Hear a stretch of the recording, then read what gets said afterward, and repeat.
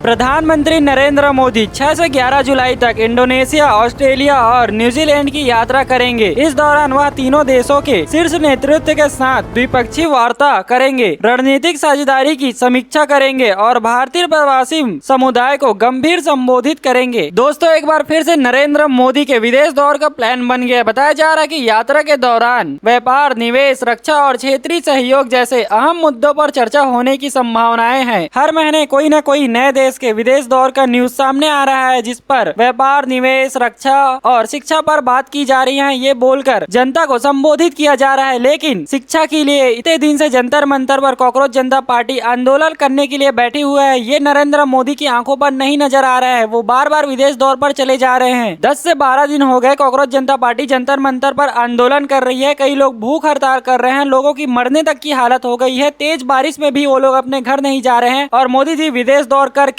रक्षा, शिक्षा और तरह तरह की चीजों को अच्छा बनाने का दावा करती है। इधर देश में लोग अच्छी शिक्षा व्यवस्था की मांग के लिए रोड पर उतर गए हैं और उन्हें शिक्षा व्यवस्था लेने के लिए विदेश जाना पड़ रहा है। बताया जा रहा है कि नरेंद्र मोदी 6 से 8 जुलाई तक इंडोनेशिया के राष्ट्रपति प्रोबोवो सुबियांतो के नियंत्रण पर इंडोनेशिया की यात्रा करेंगे। यह उनकी इंडोनेशिया की चौथी यात्रा होगी और मई 2018 में भारत इंडोनेशिया संबंधों को व्यापार, रणनीतिक साझेदारी का दर्जा मिलने के बाद पहली द्विपक्षीय यात्रा होगी। कुछ उन्नति तो नजर आ नहीं रही है, बस बार बार विदेश दौरे कर रहे हैं। चलिए बढ़ते हैं अगली खबर की ओर। केंद्रीय सरकार एक बार फिर से गोल्ड को नए तरीके से लॉन्च करने की तैयारी कर रही है। इस योजना का मकसद है कि देश के घरों और इस्तेमाल न किए जाने वाले सोने को बाहर में लाने, ताकि भारत का भारी गोल्ड इम्पोर्ट बिल कम किया जा सके और अर्थव्यवस्था को फायदा मिल सके, जिसके लिए सरकार ने बड़ी रणनीतिक चाल चली है। बताया जा रहा है कि एक अनुमान लगाया गया है, जिसके दौरान भारतीय परिवारों के पास करीब 25,000 टन सोना रखा हुआ है, जो दुनिया के सबसे बड़े निजी गोल्ड स्टॉक्स में से एक है। सरकार का लक्ष्य है कि इनमें से करीब 1,000 टन सोना धीरे धीरे बाजार में लाया जाए। अगर इसका सिर्फ 5% हिस्सा भी सिस्टम में आ जाता है तो करीब 8.5 लाख करोड़ तक की नकदी अर्थव्यवस्था में जुड़ सकती है और उतनी ही मात्रा में सोने का आयात कम हो सकता है। मीडिया रिपोर्ट के अनुसार इस नई स्कीम में सिर्फ बैंक ही नहीं बल्कि पूरे देश के ज्वेलरियों को भी कलेक्शन पार्टनर्स के रूप में शामिल किया जा सकता है, ताकि आम लोगों को अपना सोना जमा कराने में आसानी हो सके और प्रक्रिया ज्यादा सरल और भरोसेमंद बन सके। सरकार का मानना है कि जब सोना सुरक्षित तरीके से सिस्टम में आ जाएगा तो इसका बेहतर अर्थव्यवस्था उपयोग में संभव हो जाएगा। यानी कि सरकार की नजर अब लोगों के घर में रखे हुए सोने पर पड़ गई और उस सोने को उनके घर से निकालने के लिए सरकार की तरफ से तरह तरह की योजनाएं और रणनीतियों का इस्तेमाल किया जा रहा है, जिसके दौरान आपके घरों में रखा हुआ सोना उसे भी सरकार अब निकाल कर मार्केट में लाना चाहती है, जिससे सरकार को 8.5 लाख करोड़ रुपए का फायदा होगा। ऐसे ही एक योजना सरकार के द्वारा 2015 में भी चलाई गई थी, लेकिन ये योजना फेल हो गई थी। आखिर क्यों ये योजना फेल हो गई थी? दरअसल बताया जा रहा है कि 2015 में शुरू हुई गोल्ड मोनेटाइजेशन स्कीम का प्रदर्शन कमजोर रहा। करीब 10 साल में सिर्फ 38 टन सोना ही सिस्टम में आ पाया, जबकि क्षमता हजारों टन की थी। इस योजना के तहत लोगों को यह सुविधा दी गई थी कि वे अपना सोना बैंकों में जमा कर सकते हैं और इसके बदले उन्हें करीब 2.5 से 3% तक का ब्याज दिया जा सकता है। जमा किया गया सोना सुरक्षित बैंक लॉकर में रखा जाता था और उस पर रिटर्न मिलता था। इसके पीछे का कारण यह भी था कि लोगों का पुश्तैनी गहनों से भावनात्मक लगाव है, जिससे वह बेचना नहीं चाहते। दोस्तों, मानसून के आने के बाद भी भारत के कई राज्यों में सूखे का भयंकर खतरा देखा जा रहा है। अमित शाह की एक नई योजना सामने आ रही है, जिसके दौरान भारत के कई हिस्सों में जो सूखा पड़ा हुआ है उस पर नियंत्रण पाया जा सके। बताया जा रहा है कि वेदर पैटर्न के कारण देश के कई हिस्सों में कम मानसून बारिश और संभावित सूखे का खतरा मंडराने लगा है। इस गंभीर संकट से निपटने के लिए भारत सरकार ने अपनी तैयारियों को युद्ध स्तर पर तेज कर दी है। केंद्रीय गृह मंत्री अमित शाह और कृषि मंत्री शिवराज सिंह चौहान ने शीर्ष अधिकारियों के साथ एक हाई लेवल इमरजेंसी समीक्षा बैठक की है, जिसमें स्थिति से निपटने के लिए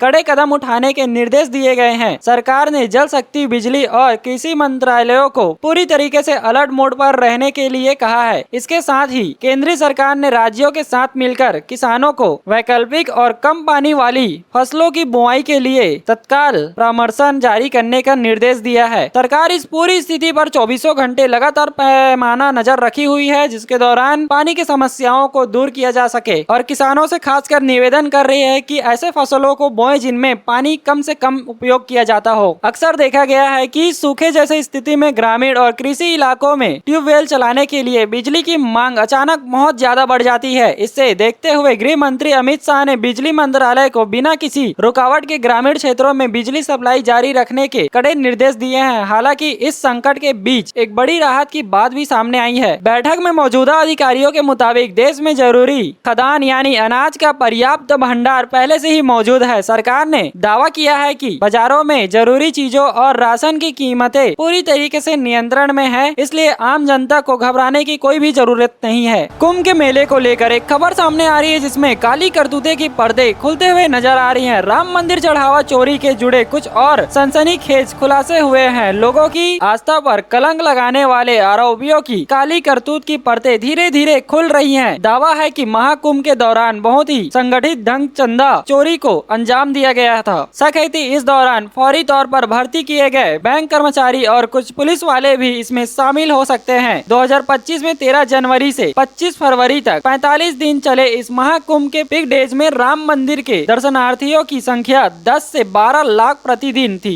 इस दौरान ट्रस्ट के सदस्यों की सिफारिश पर सैनिक सिक्योरिटी की तरफ से नए स्टाफ भेज दिया गया था, जिसके दौरान एक बड़ा खुलासा हुआ है। सैनिक सिक्योरिटी के गौरा सिंह की तरफ से बताया गया कि इंडियन एक्सप्रेस हिंदी को बताया जा रहा है कि वो लोग बैंकिंग के काम में भी कभी नहीं गए थे, उनको बैंकिंग का एक भी नॉलेज नहीं था। भर्ती किए गए लोगों में कोई भी नोट गिनने के काम में दक्ष नहीं था। और ये भी बताया जा रहा है कि जो भर्ती किए गए थे वो हाउसकीपिंग यानी कि सफाई कर्मचारी थे। इस तरीके से रेंट में बुलाए हुए थे काम करने के लिए। दोस्तों, जम्मू कश्मीर का एक 12 साल का स्कूली बच्चा इन दिनों पूरे देश में चर्चा का विषय बन चुका है। वजह है कि उसका एक वायरल वीडियो। इस वीडियो में बच्चा जम्मू कश्मीर की शिक्षा मंत्री साकिना इटू से गर्मी की छुट्टियों को लेकर सवाल पूछता नजर आ रहा है। वीडियो सोशल मीडिया पर तेजी से वायरल हुआ, जिसने बच्चे की बात का समर्थन किया तो किसी ने उसके बोलने के तरीके पर सवाल उठाया। अब मामला इतना बढ़ गया है कि चाइल्ड वेलफेयर कमेटी ने पुलिस को FIR दर्ज करने और वीडियो हटाने के लिए निर्देश भी दे दिया है। यानी कि भारत में अगर कोई सच बोले तो उसके ऊपर FIR होना तय है, चाहे कुछ भी हो जाए। सरकार ने ये भी निर्देश दे दिया कि एक छोटे से 12 साल के बच्चे के ऊपर भी FIR दर्ज कर दिया जाए। फिलहाल बच्चे की पहचान सार्वजनिक नहीं की गई है। वह जम्मू कश्मीर के एक स्कूल में पढ़ता है। उसकी उम्र करीब 12 साल बताई जा रही है। वीडियो वायरल होने के बाद बच्चे के स्कूल की पहचान उसकी स्कूल यूनिफॉर्म से की गई है। इसके बाद चाइल्ड